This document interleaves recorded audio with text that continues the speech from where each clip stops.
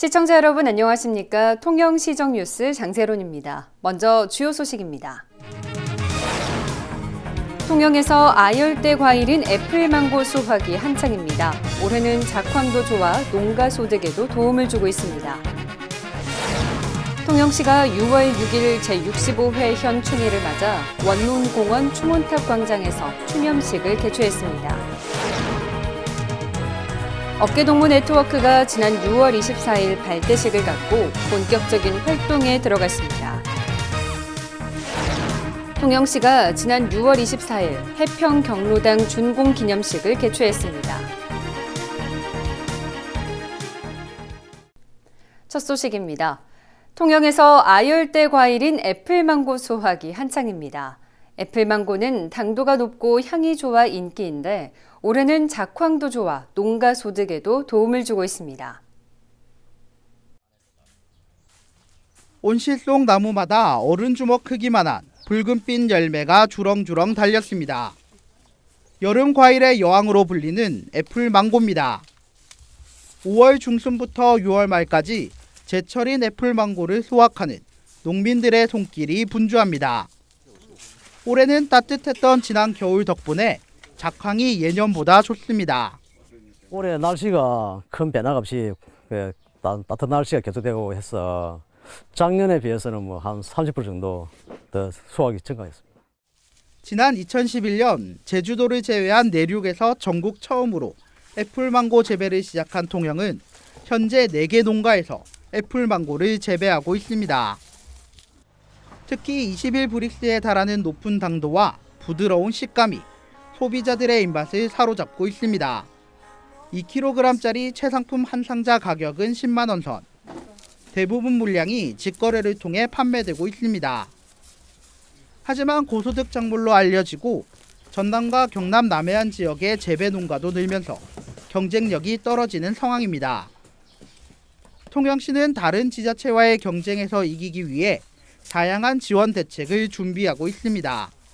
저희들 지역으로서는 면적 확대에는 어느 정도 한계에 있어서 면적 확대보다는 기존 재배되고 있는 농가의 품질 향상을 위해서 최선의 노력을 다하고 있습니다.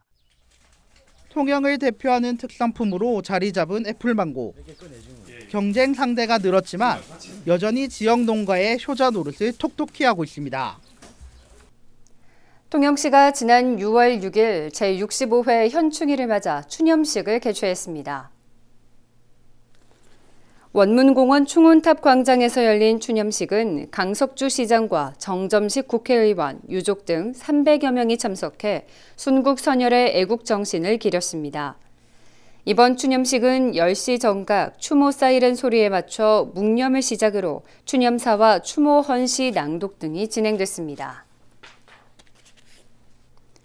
업계동무 네트워크가 지난 6월 24일 발대식을 갖고 본격적인 활동에 들어갔습니다. 통영시청에서 열린 발대식은 강석주 시장과 지역사회 보장협의체 위원, 사회복지시설 관계자 등 50여 명이 참석한 가운데 진행됐습니다. 업계동무 네트워크는 지역 복지 문제에 대한 인식을 함께 소통의 장으로 마련하기 위한 단체로 마음을 열다, 희망을 품다, 행복을 잇다라는 주제로 지역 복지 네트워크를 구성했습니다. 통영시가 지난 6월 24일 봉평동 해평경로당 준공 기념식을 개최했습니다. 이날 행사는 정당 세미풍물패의 풍물 공연으로 축하의 서막을 열고 경과 보고와 내빈 축사, 테이프 커팅, 시설 라운딩 순으로 진행됐습니다. 신축된 해평경로당은 총 사업비 3억 8,351만 원을 들여 지상 1층, 연면적 85.38제곱미터 규모로 남녀 회원방과 거실, 주방, 다용도실, 화장실 등으로 조성됐습니다. 통영시가 밤이 아름다운 도시를 새로운 관광 마케팅 전략으로 내세우고 관광 선포식을 개최했습니다. 밤이 아름다운 도시 통영은 야간 관광 자원의 홍보를 통해 머무르는 관광지 통영을 내세워 관광 산업과 숙박업 등 지역 경제 활성화를 도모하기 위한 새로운 관광 마케팅 전략으로 기획됐습니다. 시는 지난 23일 열린 선포식과 함께 통영 밤바다 야경 투어와 달보들의 해상 쉼터 등 통영 야간 관광 명소를 알리고 코로나로부터 안전한 통영을 만들기 위해 노력하겠다고 밝혔습니다. 통영시가 지난 6월 19일 통영 종합버스터미널과 이마트 일원에서 6월 안전점검의 날 캠페인 및 생활방역의 날 행사를 개최했습니다.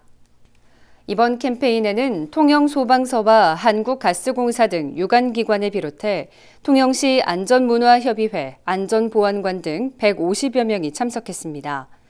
이날 캠페인 참석자들은 통영 종합버스터미널, 통영 이마트 일원에서 가두 행진하며 마스크를 착용하지 않은 시민들에게는 마스크를 배부하면서 시민들에게 생활 속 거리 두기와 국가 안전 대진단 홍보를 위한 홍보물 등을 배부했습니다. 통영시는 지난 6월 18일부터 19일까지 통영 마리나 리조트에서 지역 주도형 청년 일자리 사업 참여자들의 직무 역량 교육을 개최했습니다. 청년이 꿈꾸는 핫플 통영이라는 주제로 열린 이번 교육은 1일차에는 자기 PR 컨설팅과 통영 청년센터 견학, 청년 토크 콘서트 등을 진행해 근로자들에게 유익한 정보를 전달하는 시간을 가졌습니다. 2일차에는 노동법 상식과 워라밸 컨설팅, 한산도에서 청년 이순신을 만나다라는 주제로 한산도와 만지도를 체험하는 프로그램으로 힐링의 시간을 마련했습니다. 사단법인 대한노인회 통영시지회 부설노인대학이 지난 6월 12일 신입생 100여 명이 참석한 가운데 입학식을 개최했습니다. 이날 입학식은 박가번 지회장의 입학 허가 선언을 비롯해 신입생 선서, 내빈 축사 등으로 진행됐습니다. 노인대학은 당초 3월 5일 입학식을 개최할 예정이었지만 코로나19 확산을 방지하고 프로그램에 참여할 어르신의 안전을 확보하기 위해 수차례 연기를 거듭하다 입학식을 갖게 됐습니다. 한편 올해 노인대학은 소양 강좌와 건강관리 등 13개의 과목을 개설해 오는 12월까지 운영됩니다. 통영시가 행정안전부의 2020년 정부 합동평가에서 우수기관으로 선정됐습니다. 이번 정부 합동평가는 경남도가 행안부 평가 기준을 바탕으로 18개 시군의 정량지표 목표 달성도와 지자체 노력도를 자체 평가해 진행됐습니다. 통영시는 이번 평가에서 5대 국정목표 전 분야에서 좋은 점수를 받아 1억 5천만 원의 특별 교부세를 확보했습니다.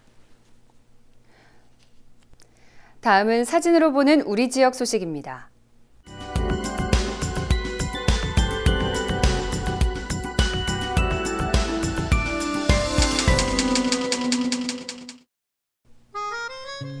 통영시는 6월 1일 2020년 상반기 적극행정 우수 공무원 및 지방공공기관 적극행정 우수 직원을 선발 포상했습니다. 이번 우수 공무원 선발은 지방공공기관 우수 직원 선발도 병행해 지방공공기관에도 적극행정이 자리 잡을 수 있도록 지원했습니다.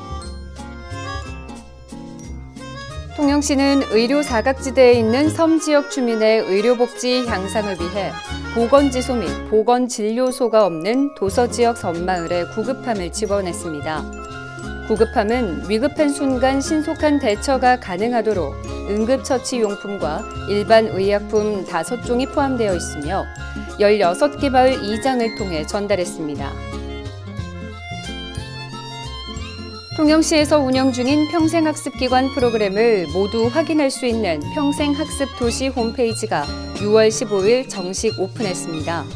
통영시는 이번 평생학습 홈페이지 오픈을 통해 통영시가 평생학습 도시에 한 걸음 더 다가선 것은 물론 시민 주도형 평생교육을 기대했습니다. 강석주 통영시장이 지난 6월 16일 초록우산 어린이재단 통영후원회 회장 이취임식을 찾아 성금 365만 원을 기탁했습니다. 강 시장은 지난 2018년 7월 민선 7기를 맞아 후원 릴레이를 시작한 후 2019년 취임 1주년을 맞아 성금 365만 원을 기탁했으며 올해로 2년째 지속적인 나눔을 실천했습니다. 통영, 거제, 고성 3개 시군 행정협의회가 지난 6월 18일 거제시 농업개발원에서 제3차 정기회의를 개최했습니다. 3개 시군은 이날 심의된 5개 안건 중 4개의 안건을 채택하고 채택된 안건은 공동 추진해 나가 그 결과를 하반기에 열릴 제4차 정기회의에서 공유할 예정입니다. 통영시는 통영시립도서관과 충무도서관에서 코로나19로 인해 무기한 연기됐던 2020년 독서문화 프로그램 운영을 재개합니다. 문호 프로그램 운영 기간은 7월부터 10월까지며 코로나19 감염을 예방하고 시민들이 안전하게 참여할 수 있도록 수강생 인원을 축소해 밀집을 최소화하는 형태로 운영할 예정입니다. 이상으로 통영시정 뉴스를 마칩니다. 시청해주신 여러분 고맙습니다.